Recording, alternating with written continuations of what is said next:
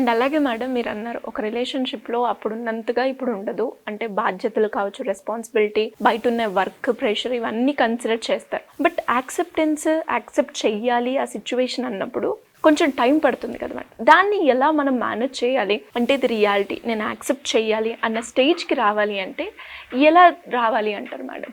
Awareness కావాలి శిరీష దానికి. అంటే ఒప్పుకోగలిగితే నీకు సుఖం, ఒప్పుకోలేకపోతే నీకు మనశ్శాంతి ఉండదు. ఇది నువ్వు ఎంత త్వరగా తెలుసుకుంటే అంత సుఖం. సో ఏదైనా మనం యాక్సెప్ట్ చేసి ఒప్పుకోగలిగితే లైఫ్ అనేది చాలా సింపుల్ గా ఉంటుంది.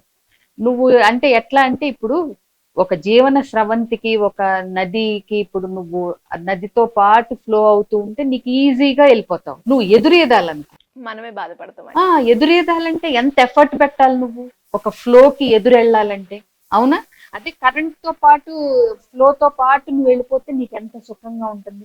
లైఫ్ ఎప్పుడు దాని పాటికి అది ఫ్లో అవుతున్నప్పుడు నువ్వు అందులో ఆ ప్రవాహంతో ఆ దిశగా నువ్వు ఆ కరెంట్ తో పాటు ఫ్లో అయితే నీకు జీవితం అనేది చాలా ఈజీగా హ్యాండిల్ చేయటానికి, దాంట్లో వచ్చే ఒడిదుడుకులు, ఆ నదీ ప్రవాహంలో వచ్చే రాళ్ళు, పెద్ద పెద్ద బండలు, వీటన్నిటిని ఆ ఫ్లోతో నువ్వు ఈజీగా పక్క నుంచి పైనుంచి దారులు వెతుక్కుని మరి నువ్వు వెళ్ళగలవు, ఎప్పుడు నువ్వు ఫ్లోతో పాటు ఉంటే.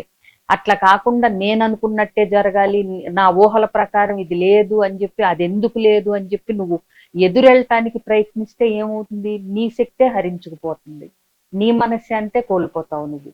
ఇది ఇంత చిన్న లాజిక్ ఎవరైతే ఎంత త్వరగా తెలుసుకుంటారో వాళ్ళ లైఫ్ చాలా హ్యాపీగా అయిపోద్ది.